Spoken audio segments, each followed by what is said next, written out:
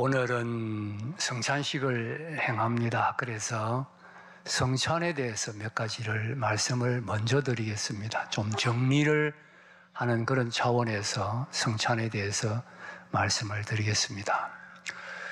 먼저는 이 성찬에 있어서 떡과 포도주와 예수님의 살과 피와의 관계입니다. 떡과 포도주가 예수님의 살과 피와 어떤 관계가 있느냐 하는 것인데, 천주교는 예수님의 이 떡과 포도주가 사제가 기도하는 순간에 예수님의 살과 피로 변한다, 그렇게 가르칩니다. 화채설이라 그러는데, 화, 변한다, 채, 몸, 설.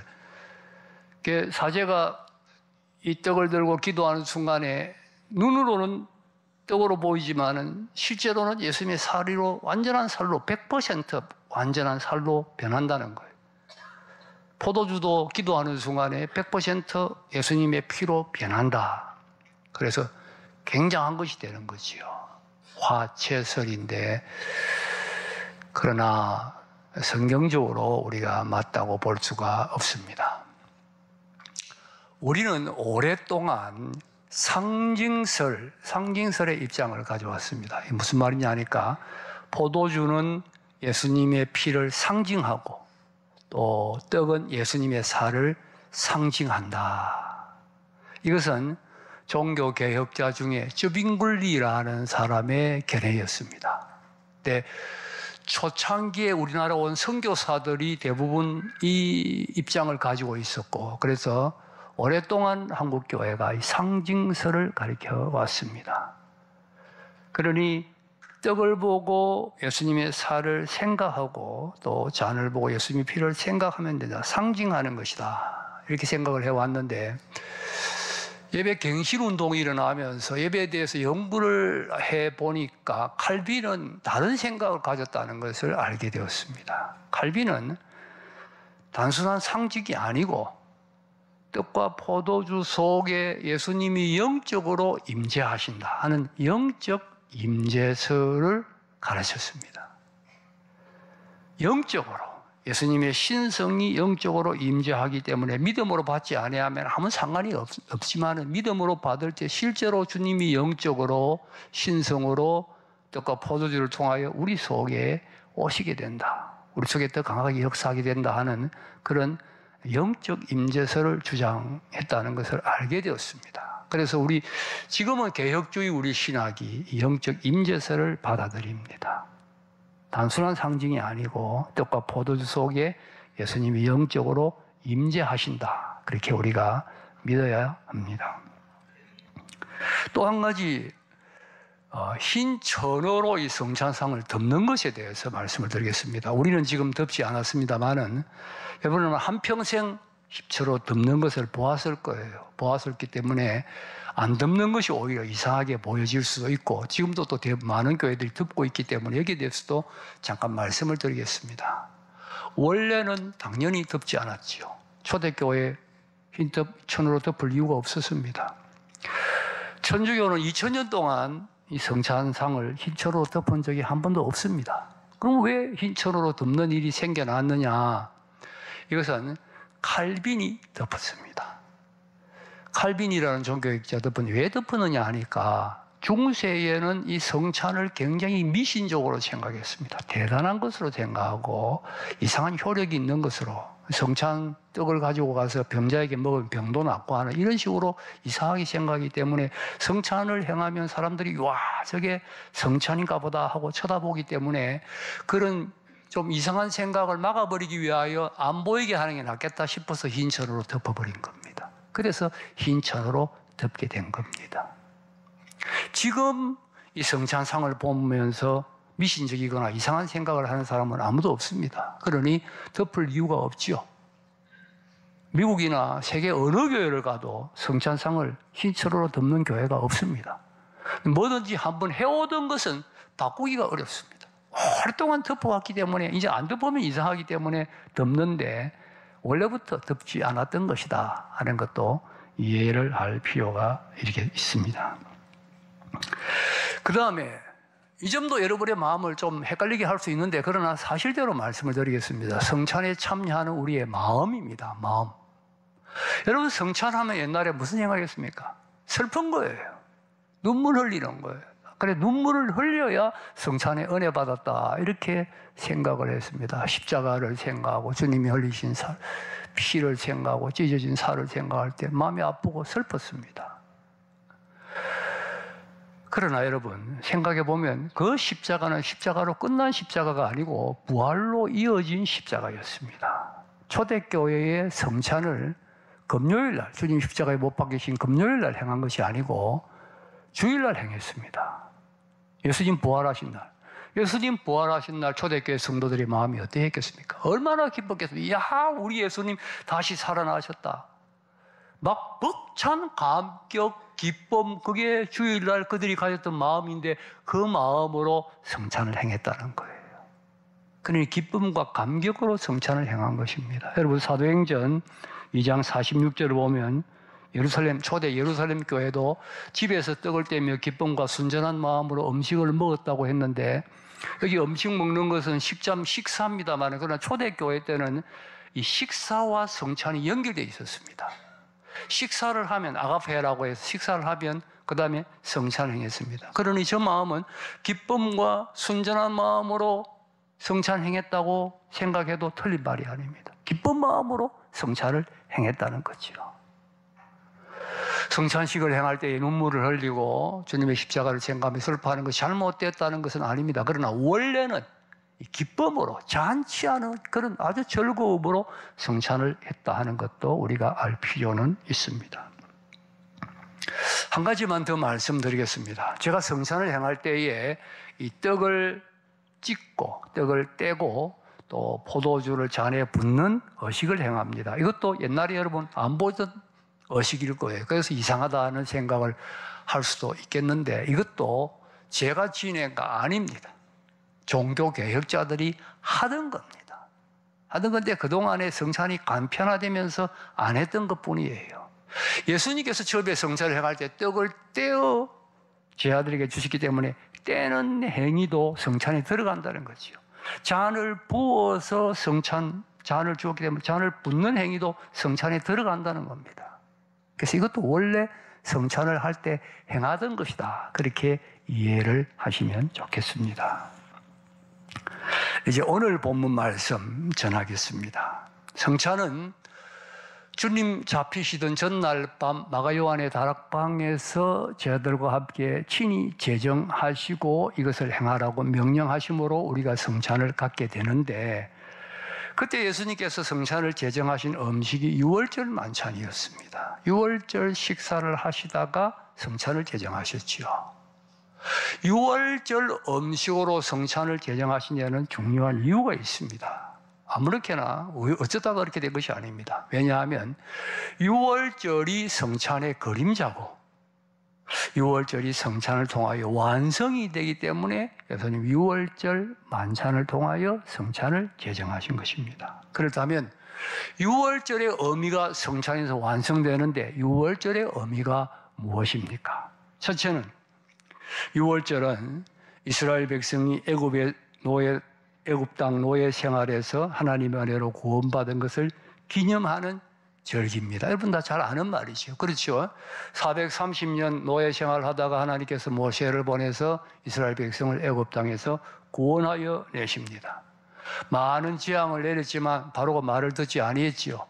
마지막으로 내린 재앙이 뭡니까? 애굽 땅에 처음 난 동물과 사람은 다 죽이는 무서운 재앙입니다. 바로 그 재앙을 내리는 그날 밤에 이스라엘 백성들이 첫 유월절을 지키게 됩니다. 어떻게 유월절을 지켰지요? 양을 잡았습니다. 피를 흘렸습니다. 그 피를 이스라엘 백성들의 집의 문에 설주와 임방에 발랐습니다. 그날 밤에 하나님의 사자가 애굽에 처음 난 것들을 치러 갈 때에 양의 피가 문에 발려 있는 집엔 손을 대지 아니하고 넘어갔습니다. 이 유월절이라는 말이 넘어갔다, 패스 오버, 넘어갔다, 넘어간 절기라 해서 유월절이라 그렇게 말하는 것입니다. 유월절 양은 예수님을 상징합니다. 유월절에 양이 피를 흘려야 출애굽의 역사가 이루어졌듯이 예수 그리스도께서 십자가에서 피를 흘려야 죄악에서 구원하는 구원의 역사가 이루어지는 것입니다. 이스라엘 백성들이 출애굽의 하나님의 은혜를 기념하여 유월절을 지키며 양의 고기를 먹었듯이 우리는 하나님의 구원의 역사를 기념하며 예수님의 살과 피를 먹고 마시는 것입니다. 그래서 유월절은 성찬은 새 유월절이고 유월절의 완성인 것이지요. 따라서 이스라엘 백성들이 유월절을 지키며 출애굽의 하나님의 은혜를 기억하고 감사했듯이 우리는 성찬을 행하면서 죄에서 구원하신 하나님의 은혜를 기억하고 감사해야 한다는 것입니다. 성찬에 참여할 때마다 무엇보다 먼저 구원의 은혜에 대한 감사와 기쁨과 그리고 이 은혜를 베푸신 하나님 앞에 더 잘 섬기겠다는 다짐이 있어야 한다는 진리입니다. 이스라엘 백성들이 유월절을 지킬 때 생각했지 않겠어요? 하나님이 우리를 구원해 주실 때 우리가 어떤 상태였느냐? 애굽의 노예 상태였다. 하나님이 어떻게 구원해 주셨느냐? 하나님 안에 감사하다. 하나님 잘 섬겨야지. 그렇게 결심했을 것입니다. 우리가 성찬을 행할 때 하나님 우리를 구원해 주기 전에 우리가 어떤 상태였느냐? 우리 마귀의 노예였어요. 마귀 시키는 대로 죄짓다가 마귀에게 끌려서 지옥 갈 수밖에 없는 존재였습니다. 하나님께서 예수 그리스도의 십자가의 보혈 흘림으로 우리를 구원해 주셨지요. 얼마나 감사합니까? 이 은혜를 감사하면서 하나님 이 은혜 정말 감사합니다. 하나님 잘 섬기겠습니다 하는 다짐이 우리 마음속에 있어야 한다는 진리입니다. 구원의 은혜는 우리가 잊어버리면 안 됩니다. 너무 잘 잊어버려요. 그래서 다시 새롭게 기억하라고 성찬을 우리에게 허락하신 것입니다. 성찬은 예수 그리스도의 구원의 은혜에 대한 기념식이라고 할 수 있어요. 기념식을 행하면서 주님이 우리를 구원해 주셨구나, 감사합니다. 그렇게 다짐하는 것이지요. 여러분, 우리가 오늘 성찬에 참여하면서 다시 한번 십자가의 은혜를 생각하십시다. 주님의 은혜가 얼마나 감사한지, 구원받지 못했다면 내가 어떻게 될 것인지, 구원해 주셔서 하나님의 자녀가 되었고 하나님의 백성 되었고 주님의 은혜는 정말 감사합니다. 하나님 잘 섬기겠습니다. 이렇게 다짐하며 참여하는 오늘 성찬이 될 수 있기를 주님의 이름으로 축복합니다.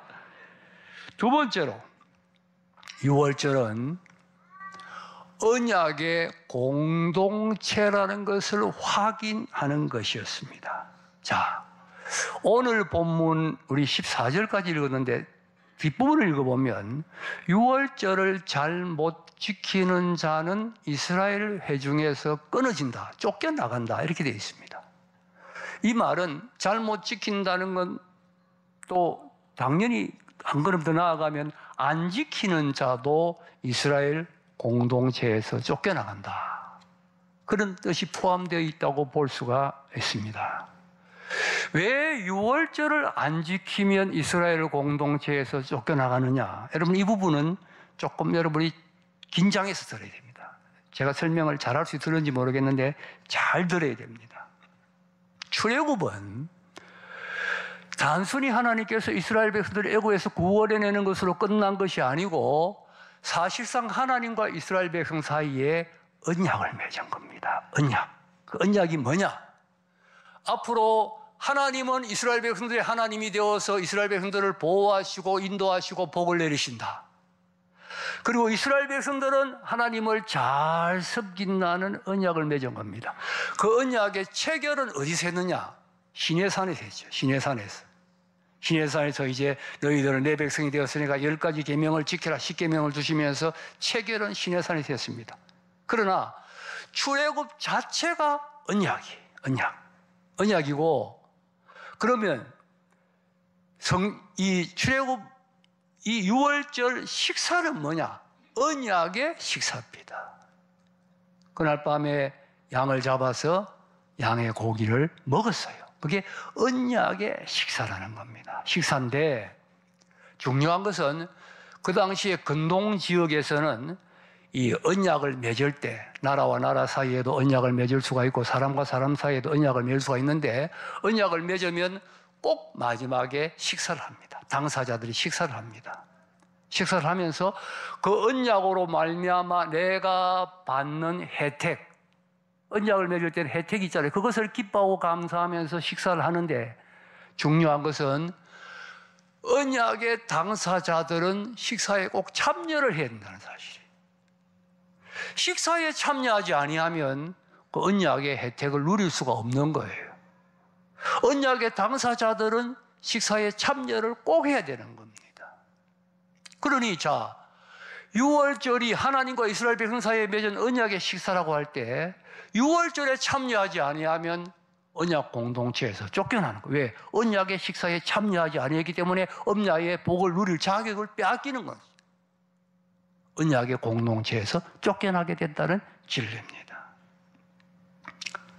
예수님이 성찬을 제정하실 때 이것은 피로 세운 새 언약이라 그랬습니다. 새 언약. 구약의 하나님과 이스라엘 백성들 사이에 맺은 언약은 실패했습니다. 왜? 하나님과 이스라엘 백성이 언약의 당사자인데 이스라엘 백성은 하나님이 잘 섬겨야 되는데 안 섬겼어요. 당사자들이 안 지키면 언약이라는 것은 폐지되잖아요. 여러분 계약을 했는데 당사자가 안 지키면 계약이 폐지돼 버린단 말이에요. 구약의 언약은 실패했습니다. 그래서 하나님이 새로 언약을 맺는 거예요. 그게 새 언약, 신약이에요. 그런데 이번에는 하나님이 하나님과 우리와 언약을 맺은 것이 아니고 왜? 우리와 맺으면 또 실패합니다. 하나님과 예수님 사이에 언약을 맺었어요. 예수님 사이에 맺었고 우리는 예수님 믿을 때 예수님 안에 다 들어감으로 이 은혜에 동참하게 되는데 언약의 내용은 뭐냐? 예수님이 이제는 율법을 다 지키고 또 과거에 하나님 예수님의 백성들이 지은 죄의 벌까지 다 받겠습니다 하는 것이 예수님 편에서 행할 것이고 그때 하나님은 그러면 예수님 안에 있는 자들은 다 내 백성이 되고 내가 모든 복을 준다. 보호하고 지켜주시고 인도하고 모든 복을 준다. 이게 새 언약입니다. 새 언약을 맺은 거예요. 이 새 언약의 식사가 성찬입니다. 그래서 성찬에 참여해야 이 새 언약의 복을 누린다는 거예요. 언약 공동체가 된다는 겁니다. 새 언약, 성찬에 참여하지 아니하면 앞서 말씀드렸잖아요. 언약의 식사에 참여하지 않으면 언약의 복을 누릴 수 없다고. 우리가 세례 안 받는 분들이 있어요. 뭐 세례 받는 게 대단하냐? 예수 믿으면 구원 받는 거 아니냐? 여러분, 세례 받고 성찬에 참여해야 내가 정식으로 하나님과 맺은 언약의 복을 다 누릴 수가 있습니다. 성찬에 참여하지 아니하면 언약의 복을 온전히 누릴 수가 없는 거예요. 이렇게 생각할 때 세례받고 성찬에 참여하는 것이 얼마나 중요한지 모릅니다. 새 언약의 복이 무엇이겠습니까? 한마디로 하나님이 나의 하나님이 되는 겁니다. 하나님이 나를 보호하시고 인도하시고 지켜주시고 동행하시고 영원한 나라까지 인도해 주시는 모든 하나님의 우리에게 주시는 복이 바로 언약의 복입니다. 우리가 성찬에 참여함으로 그 복을 누리게 된다는 거예요. 그러니 이게 얼마나 귀한 예식이요 귀한 성찬인지 모릅니다. 성찬에 참여하지 아니할 때 공적으로 이 복을 누릴 수가 없다는 이야기입니다. 오늘 성찬에 참여함으로 언약의 복을 내가 누리게 된다. 언약의 백성됨을 확인하고 언약의 복을 누린다. 이 사실을 믿고 이 믿음으로 성찬에 참여함으로 새 언약의 복을 누리는 우리 모두가 다 될 수 있기를 주님의 이름으로 축복합니다. 세 번째로 6월절은 이스라엘 백성들을 광야길을 걷게 하는 음식이었습니다. 광야길을 걷게 하는 음식자. 6월절 밤에 음식을 먹습니다. 그 다음날 아침에 새벽에 광야길을 떠납니다. 무슨 힘으로? 어젯밤에 먹은 6월절 음식 먹은 그 힘으로 광야를 떠나게 된다는 것이지요.